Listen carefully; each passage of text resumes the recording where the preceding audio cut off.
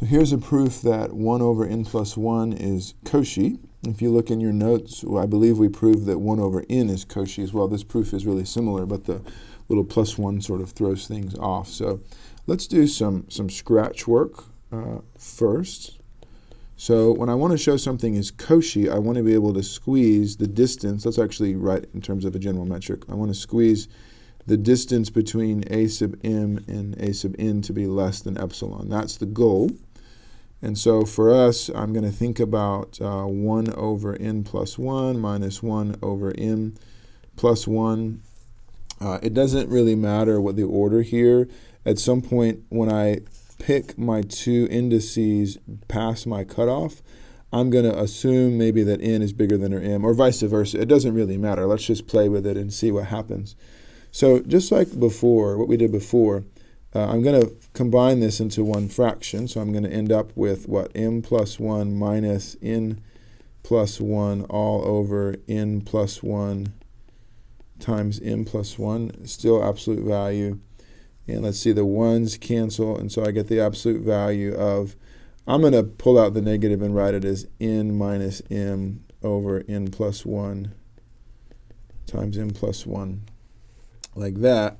And then if we assume, let's go ahead and assume that n is the big one, then I can drop the absolute value, and I get n minus m over n plus 1, m plus 1. So that's where you should get. And now it's a little different than the problem that we did in class. So what do? What you do is, just like before, you can hack off this m by just comparing like this. And then you've got this going on. And then I don't like the 1, so I'm going to hack those off. Subtracting something makes this thing smaller, so this inequality is clear. Adding 1's below makes the whole thing smaller, so this is less than n over n times m. And I can say, of course, this is equal to 1 over m. And so the point is simply this.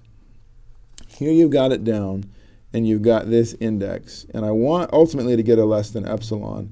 And I've got that if m is greater than 1 over epsilon. And so all I'm going to do for my cutoff n, is pick that bigger than 1 over epsilon. So I'm going to let n be greater than 1 over epsilon. So now I'm sort of ready for a proof. I'll squeeze that in here. So here's my proof. So I'm going to say, let me zoom in here a little bit. Let's erase this too. There we go. Yeah, there we go. Okay. So choose epsilon bigger than 0, and let's let n be bigger than 1 over epsilon. So then if little m is greater than or equal to little m is greater than or equal to n, and this part is totally fine. You can say without loss of generality if you want to, but it doesn't matter. It's not a big deal. You have the distance between a sub n and a sub m is equal to, I'm going to, just to save time, I'm going to jump.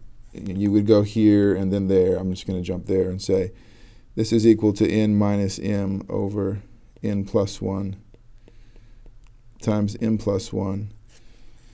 And then you can say, just follow what we did before. N minus m, drop the absolute value. I mean, this is exactly what you wrote before. This is less than n over, I'm going to, in one fell swoop in the proof, I'll hack all this stuff off and say this is less than this, which is equal to 1 over m. M is bigger than n, so this is less than 1 over n, which is less than 1 over epsilon, which is epsilon. And so that's the proof. That's how you do it. While I've got you guys, I'll just say one other comment. If I just said prove this thing is Cauchy, another way, another argument, an alternate solution is to first prove this is convergent. That's probably should be easier for you.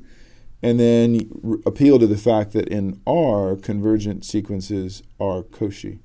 And in fact, anywhere convergent sequences are Cauchy. So if you can just prove this thing is convergent, which might be a little easier, then you've also got that it's Cauchy. But you should be ready to prove the sequence is Cauchy just using the definition. So that's a proof. I'll post the notes to Teams And hopefully this is helpful.